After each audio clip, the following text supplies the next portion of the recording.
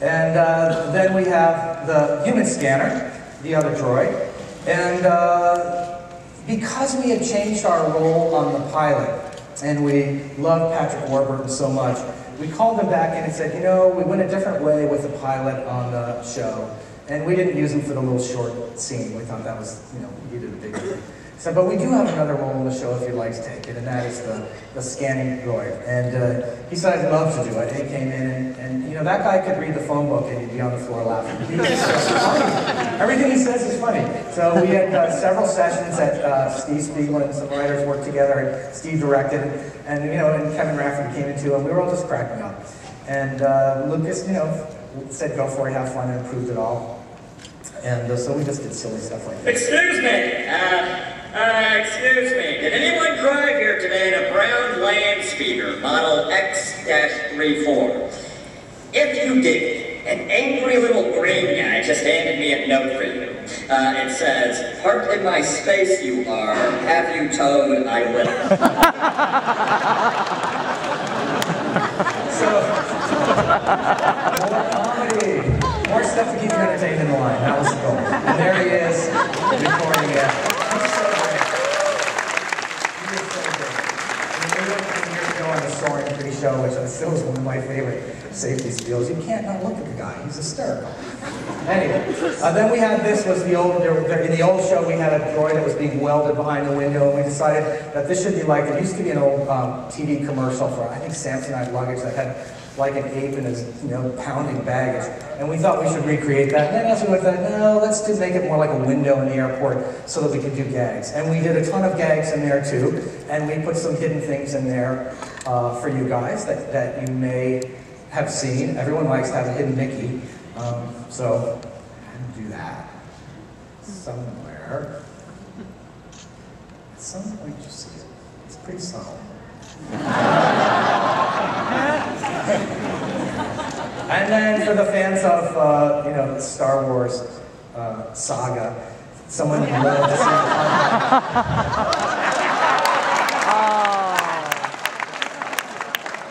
Now, come on now, George has that, he has that statue up in his office on Carbonite of Jar Jar Binks. So we didn't come up with the idea, but we just thought it would be fun to put in there. So we packed a lot of things in the queue line for you to discover as you come back time and time again to keep it interesting. So does anyone know who this person is? I mean, the woman in the blue, not this. This is Jenny Mulholland, an Imagineer, who was the scheduler on the original Star Tours show. And again, because, you know, we had no credits to put together for that show, it was like, Jenny, would you be our seatbelt lady? And Jenny has graciously continued to play that role. Fasten the restraint. Pull the strap out from the right side of the seat and snap it into the console on your left. シートベルトは座席右側から引き出し、左側のバックルにセットしてください。 To fasten your restraint, use the yellow strap to pull the belt out from the right side of the seat and snap the belt into the buckle on your left. Thank you, Jenny, for doing that.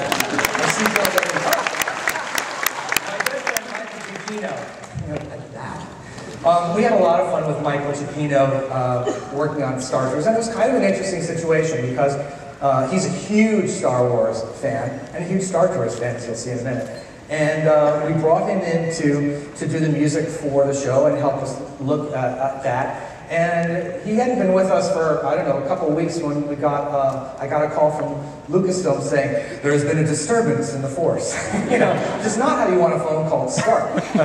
So, what is the disturbance? And he said, well, the disturbance is that John Williams has heard that you're doing Star Tours and he wants to do it. So I said, great, come on in. So John Williams actually came to Imagineering, the first time he's ever worked with Disney, with us, certainly, and we showed him our animatics with Tempted Music, and he said, you know, I think you'll be able to use the original cues from the films. He said, I don't think we have to rescore this. You can have the original, I'll help you, I'll have my music editor work with you. And so the music editor worked with John Dennis, our head of music at Imagineering, and we got all the cues lined up. And Michael Giacchino said, well, I'd like to do the pre-show. So I said, great, it's all yours.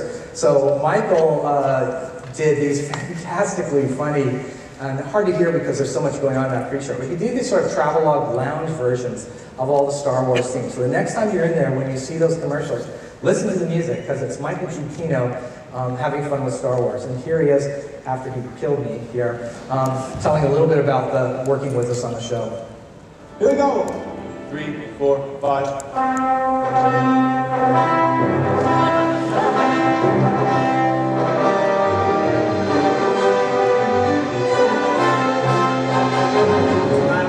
I saw Star Wars, I was 9 years old, and that kind of changed everything for me. So flash forward all of these years, and they said, you wanted to work on Star Tours. I was like, are you kidding me? Of course, why would I not want to work on Star Tours? I looked at it from the point of view of a fan, of which I was. And for me, I just wanted it to feel like Star Wars. I wanted to put the person who was in that queue, waiting in line, in this world. You're going to be there queuing through, and we're going to be presenting to you these travelogue videos as you're going through, explaining to you the wonderful places that you will visit once you get on board. This is going to be the greatest vacation you ever had. That's what I wanted it to feel like. So when people are watching, they're feeling like, yes, this is what I want. John's melodies kind of lend themselves to anything. They're so good, you can really do anything with them. I didn't want to mess with them harmonically, I just wanted to present them in a different rhythmic light. In these arrangements we have harpsichord, rhythm guitars, both acoustic and electric. We have things like boo bands, which are basically tuned bongos, a lot of exotic percussion. You have your brass, your winds. You have your string section, as you would as anywhere else. But the woodwind guys double, the flute player will whistle instead of playing the flute, and these guys bring to the table this incredible expertise. All these guys have worked with me on everything I've ever done, and we're just like kind of this really tight team of people. Literally, you can put anything in front of them and they'll play it. It doesn't even matter. They come here to the date having no idea what they're going to play that day, and they're so good that whatever you put in front of them, they go look at it and okay. They are the kind of the NFL of the orchestral players. That's kind of doesn't get better than what these guys can do.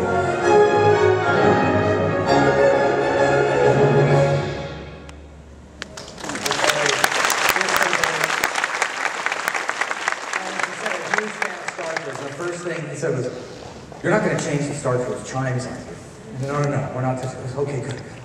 I can't change that. And that last piece that they played was funny because in the pre-show status board, we have that Weather Channel thing. And we said, could you do something that's kind of like the CNN Weather Channel thing? And so he did this endlessly looping Star Wars theme going over and over and over again, which was we were on the floor when we heard it. So Michael Giacchino and John Williams for the music. We're very, very lucky to have the best of the best. And like I said, we kept the things that we liked from the old show.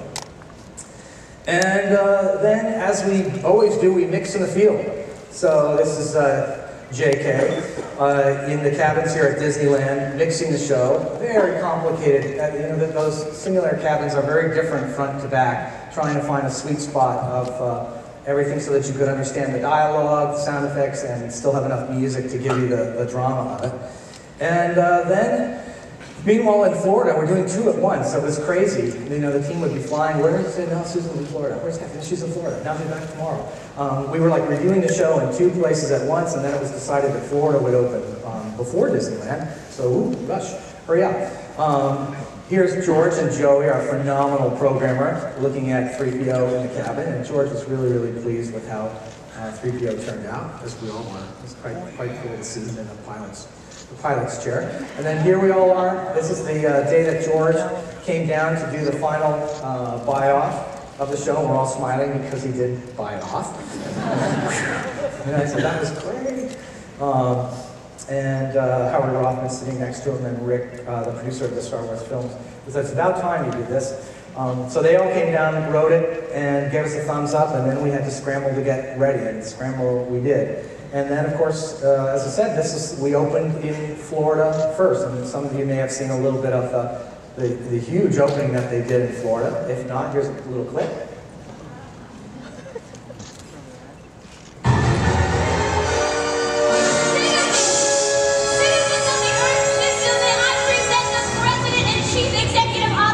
Of the Walt Disney Company, Bob Iger, and a man who needs no introduction in this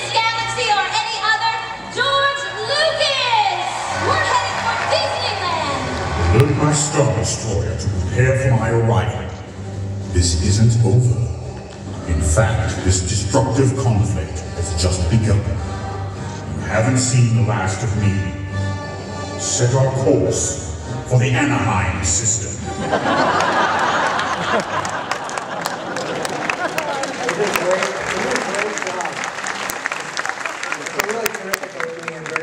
For the show team, but I would say most exciting for all of us was coming back to Anaheim, where it all started, for the opening on June 3rd. Ladies and gentlemen, please welcome Chairman, Walt Disney Parks and Resorts, Tom Staggs.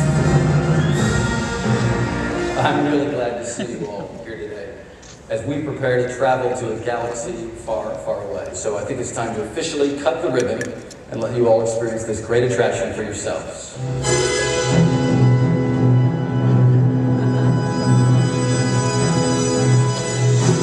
Ladies and gentlemen, you are now invited to take a journey on Star Tours. The adventures continue.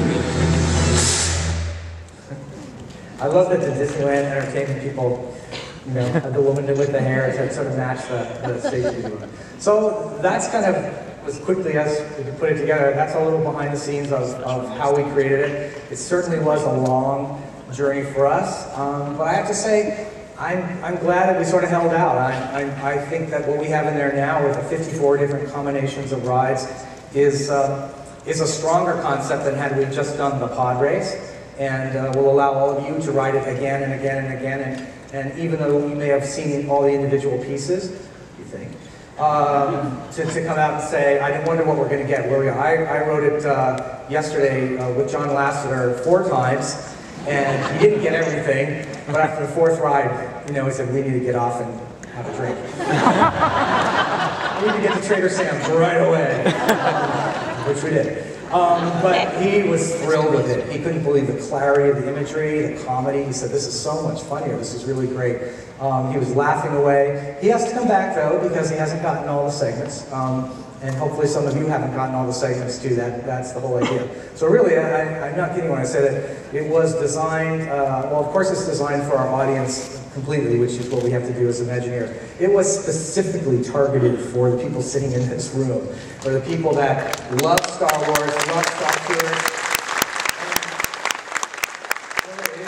It is for you guys. And I have to say that they asked me to write a little blog on the show as we went along, and I would read the responses back.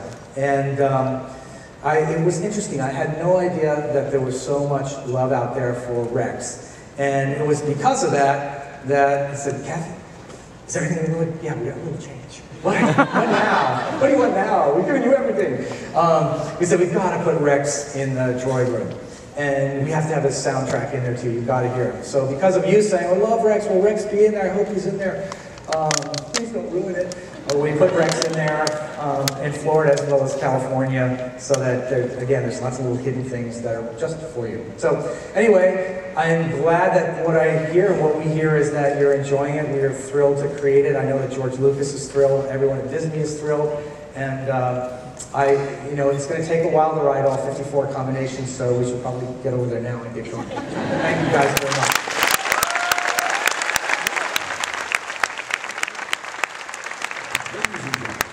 On behalf of Walt Disney Imagineering, thanks for joining us today in Stage 23. Please gather your personal belongings, watch your step as you